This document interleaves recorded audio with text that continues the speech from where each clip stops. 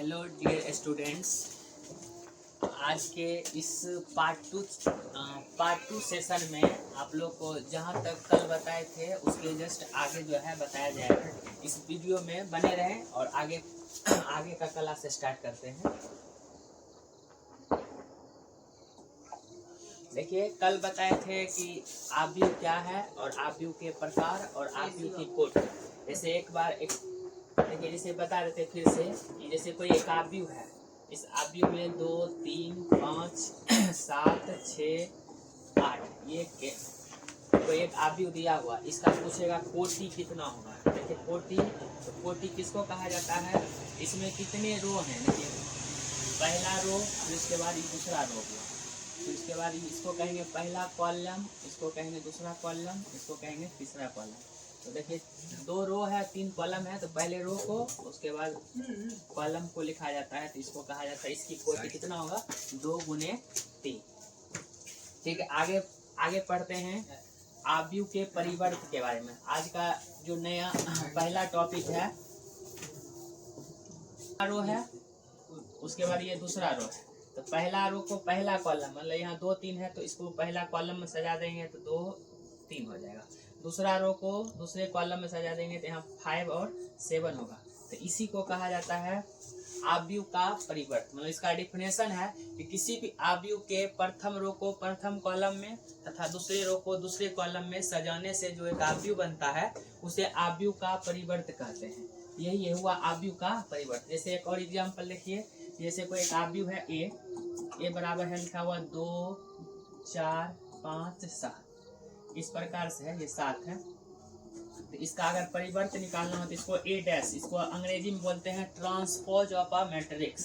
तो ये प्रथम रो है तो इसको प्रथम कॉलम सजा देंगे तो हो जाएगा 2, 4, फिर 5 है तो इसको लिखेंगे 5 और 7।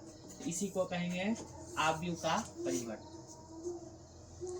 ठीक है, आगे देखिए, ज्वाइन करो। अगला जो है टॉपिक आव्यूह पर संक्रियाएं पढ़ेंगे। आव्यूह पर संक्रियाएं, आव्यूह पर संक्रियाएं।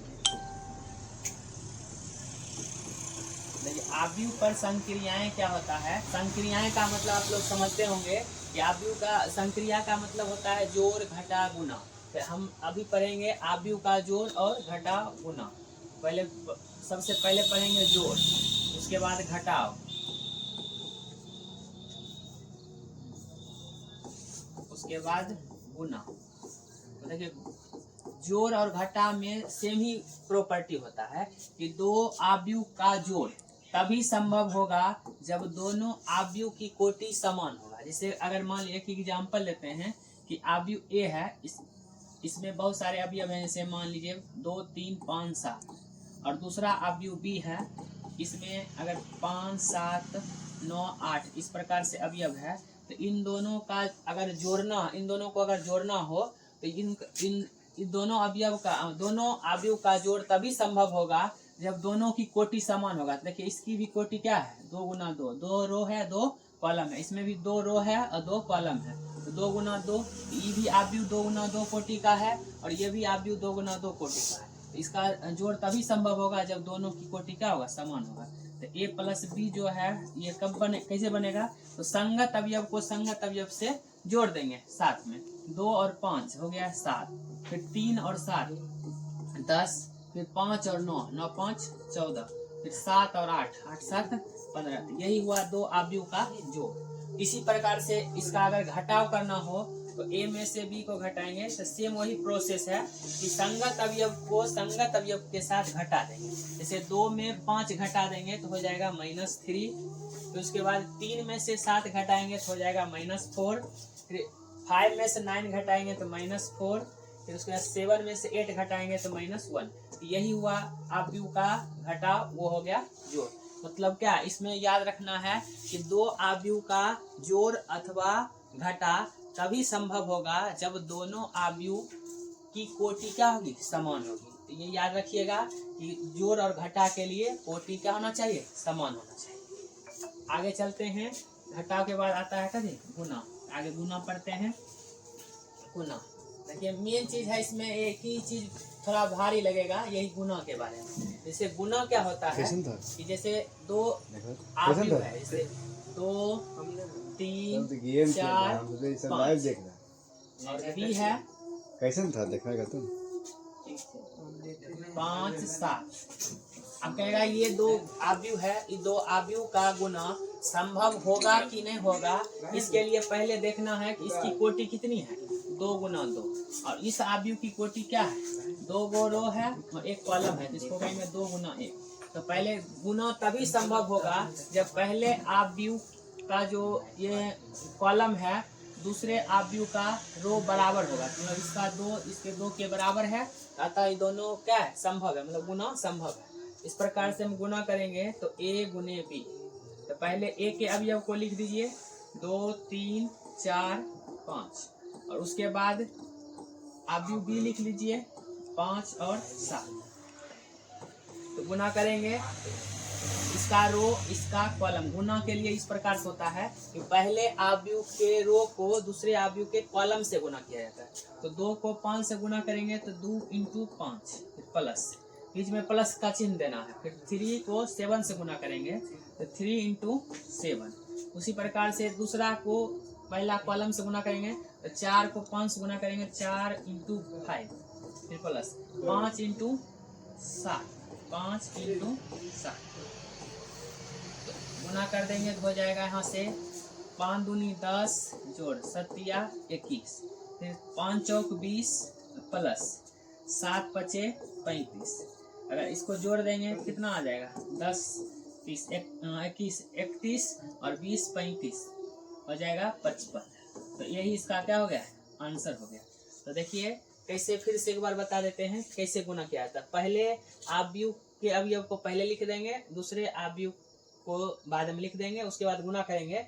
पहला का रो दूसरे के कॉलम से गुना करेंगे तो इसका संगत अवयव को संगत अवयव के साथ गुना करेंगे। तो पहला है तो पहला से गुना करेंगे 2 × 5 तो 2 × 5। फिर 3 इधर बढ़ेंगे अगला अवयव तो इसमें भी अगला में चल जाएंगे 3 × 7 तो 3 को 7 से गुना करके लिख दिए। फिर अगला दूसरा रो को पहला कॉलम से गुना करेंगे तो वैसे लिखेंगे दूसरा रो और पहला कॉलम में। तो 4 × 5 और 5 × 7 5 दूनी 10 7 या 21 फिर 5 चौक 20 और 7 पचे 35 जोड़ देंगे, आंसर आ गया 31 और 55 कॉलम के रूप में। फिर आगे देखिए सेम ऐसा ही क्वेश्चन एक और बता रहे हैं। जैसे देखिए एक ए है 2 5 7 8 और बी है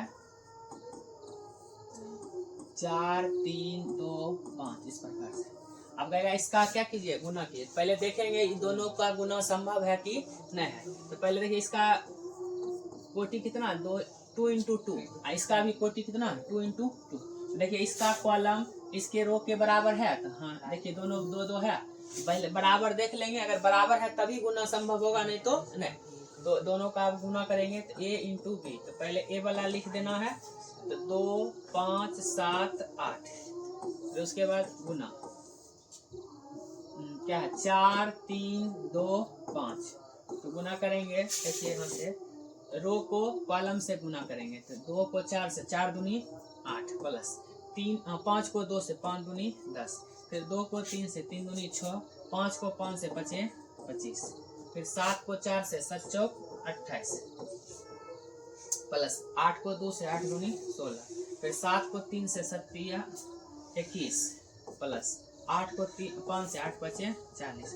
आराम से गुना करके जोड़ दीजिए, लिख दीजिए 10 8 18 और 25 6 31 तो उसके 26 8 8 6 14 और 2 1 3 1 4 44 फिर 41 को जोड़िएगा 61 हो जाएगा। तो यही इसका क्या हो गया आंसर। एक होमवर्क दे देते हैं, आप लोग इसी को बनाइएगा और आंसर कमेंट में जरूर दीजिएगा। a बराबर 1 2 3 4 और b बराबर 5 3 2 फिर 6 के आगे इसमें और सारा कॉन्सेप्ट बचा हुआ और जो बचा हुआ कॉन्सेप्ट है अगला क्लास में बताएंगे।